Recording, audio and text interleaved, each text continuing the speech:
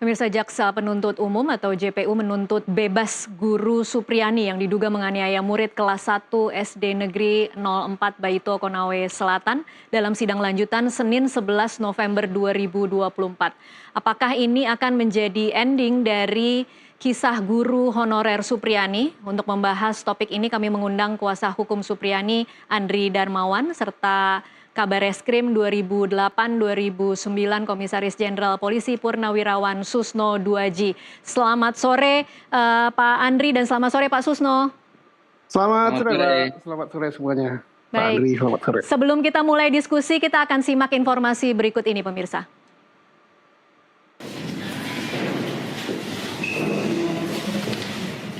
Sidang ketujuh kasus guru honorer Supriani yang didakwa melakukan penganiayaan terhadap seorang murid yang merupakan anak polisi kembali digelar di Pengadilan Negeri Andolo, Konawe Selatan, Sulawesi Tenggara, Senin 11 November 2024. Agenda sidang kali ini mendengarkan tuntutan Jaksa Penuntut Umum yang juga merupakan Kepala Kejaksaan Negeri Konawe Selatan, Ujang Sutisna.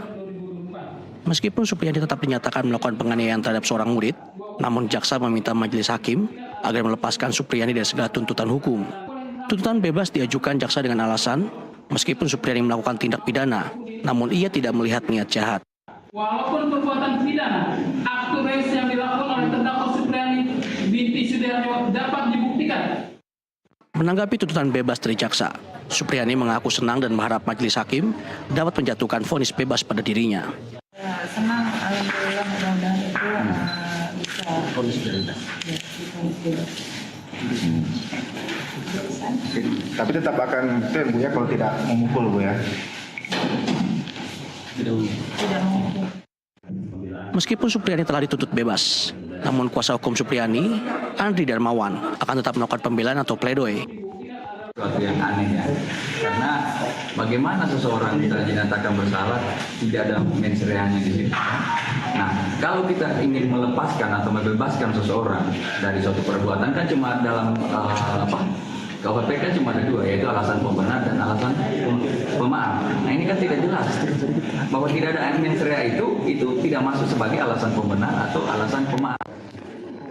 Sidang berikutnya dengan agenda pembacaan pledoi dijadwalkan digelar pada Kamis depan, 14 November 2024. Dari Konawe Selatan, Sulawesi Tenggara, tim liputan melaporkan. Ya pemirsa, langsung saja kita berbincang dengan kuasa hukum Supriani Andri Darmawan dan juga Kabareskrim 2008-2009 Susno Duaji. Saya ke Pak Andri terlebih dahulu. Pak Andri, bagaimana Anda memaknai tuntutan bebas dari JPU hari ini? Iya, tuntutan JPU ini sebenarnya bukan tuntutan bebas ya. Jadi dia menuntut lepas dari segala tuntutan hukum dalam artian bahwa JPU menganggap bahwa Supriani benar terbukti melakukan perbuatan tapi itu bukan tindak pidana ya. Jadi kalau kami sih menilai bahwa sepertinya ini jaksa cari aman saja. Cari aman saja karena di satu sisi dia menyatakan Supriani tidak terbukti melakukan perbuatan tapi di sisi lain dia menuntut bebas. Nah, terhadap tuntutan jaksa ini memang kami melihat aneh ya. Karena kalau kami lihat pertimbangannya bahwa kenapa dia menuntut lepas ya, menuntut lepas karena menurut jaksa tidak ada mens rea, niat jahat di situ terhadap tindakan Supriani melakukan penganiayaan pemukulan. Nah ini kan sebenarnya kontradiktif ya, kontradiktif dari tuntutan itu sendiri karena pada penjelasan unsur di situ melakukan kekerasan itu jelas dinyatakan oleh terdakwa bahwa di situ ada niat dan kehendak ya, dan dia mengetahui bahwa akibat perbuatannya itu akan menimbulkan kekerasan kepada anak ya. Dan JPU mengatakan bahwa di situ jelas bahwa dia mempunyai niatan yang sengaja dan mengetahui dampaknya itu. Sehingga menjadi aneh, kemudian pada bagian akhir dia menyatakan bahwa tidak ada niat untuk misalnya melakukan kekerasan kepada anak. Sehingga kami melihat bahwa tuntutan JPU ini aneh ya, aneh menurut kami.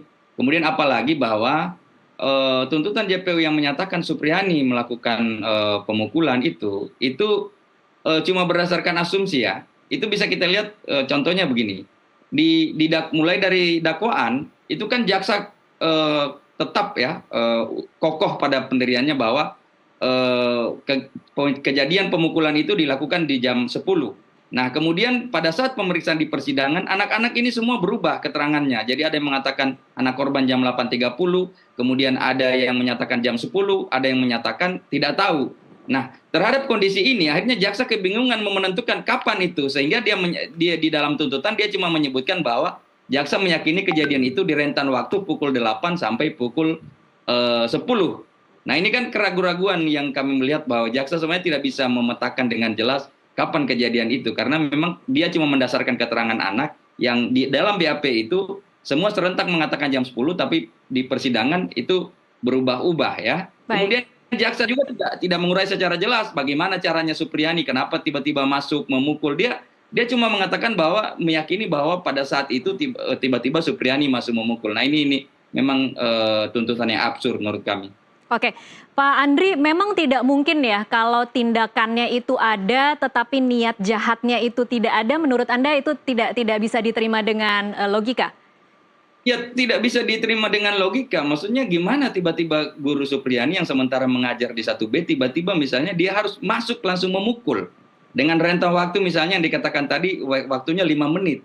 Bagaimana tiba-tiba sekonyong-konyong Ibu Supriyani yang sementara mengajar di 1B, dalam rentan waktu misalnya 5 menit, harus masuk memukul anak tersebut yang langsung menuju ke korban gitu. Baik, saya pindah dulu ke Pak Susno. Pak Susno, mungkin Anda bisa membantu publik untuk mengerti apa yang terjadi hari ini. Bagaimana JPU yang biasanya menuntut terdakwa bersalah, tapi hari ini menuntut terdakwa bebas. Apa yang bisa Anda cermati dari tuntutan jaksa hari ini, Pak Susno? Baik, saya akan melihat perkara ini dari awal. Jaksa telah melakukan 3 kesalahan di dalam menegakkan keadilan. Ya. Kesalahan pertama, menerima berkas perkara Supriyani yang sama sekali tidak terbukti, ya, tidak alat buktinya sangat minim. Bahkan boleh dikatakan sama sekali tidak ada alat bukti. Justru alat bukti yang ada menunjukkan Supriyani tidak melakukan perbuatan yang disangkakan oleh penyidik. Itu kesalahan pertama. Kesalahan kedua, dia melakukan penahanan. Ya. Kesalahan ketiga, ya ini buat tuntutan, yang agak aneh ya. Pak Susno pernah punya pengalaman tidak jaksa menuntut bebas seperti ini, Pak Susno? Kalau nuntut bebas pernah kan di Jawa Tengah dulu, Jogja masuk Jawa Tengah dulu ya. Ada. Yaitu terhadap kasus pembunuhan Saifuddin atau siapa wartawan. Dan itu tidak diharamkan, dihalalkan oleh hukum acara kita ya. Penyidik boleh menghentikan penyidikan bahkan, jaksa boleh menghentikan penuntutan, bahkan jaksa boleh menuntut bebas. Kalau untuk keadilan itu, nuntut bebas itu tidak aneh, justru yang aneh ya di Republik ini, jarang sekali jaksa nuntut bebas. Sehingga seolah-olah siapa yang masuk ke persidangan itu sudah menjadi musuh bagi jaksa dan harus dihukum. Nah, mainstream seperti ini harus dirubah. Kalau mau negakkan keadilan, orang bersidang di pengadilan itu cari kebenaran. Kalau tidak bersalah ya harus dibebaskan. Nah, ini bagus tuntutan bebas. Tapi anehnya yang kita tidak terima itu adalah alasannya. Alasannya apa? Sebagaimana dikatakan Pak Andri tadi bahwa perbuatan itu ada. Kemudian di ujungnya niatnya tidak ada. Di ujungnya, aneh-aneh lah.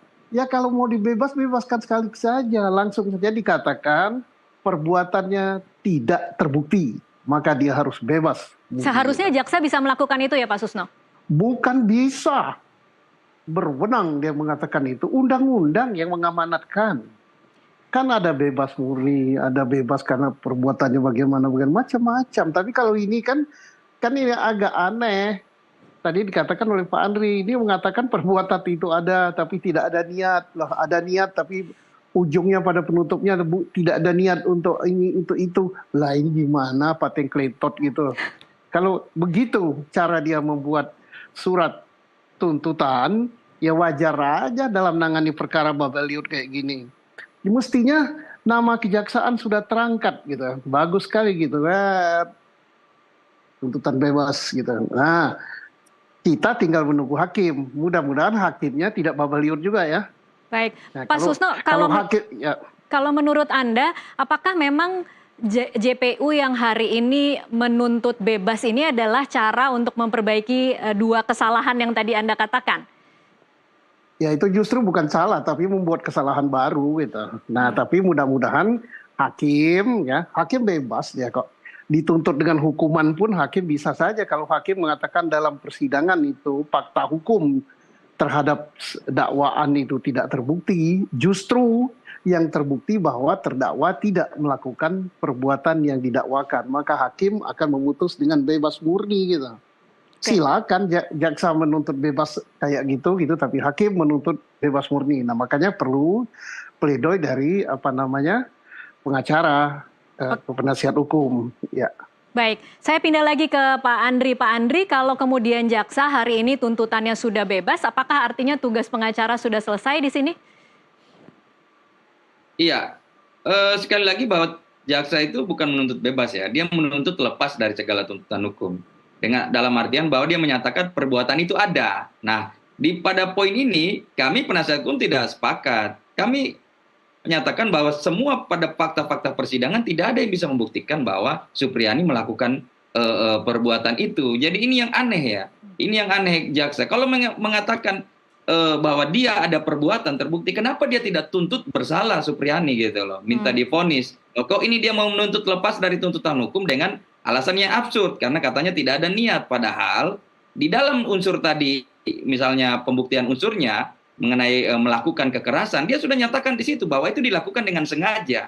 Nah, teori kesengajaan itu kan ada mengetahui dan menghendaki. Nah, kenapa di bagian akhir justru dia membantah sendiri tuntutan uraian dari unsur-unsur itu yang dikemukakan oleh JPU. Jadi ini sebenarnya kontradiktif dan menurut kontradiktif, tapi ini aneh karena apa?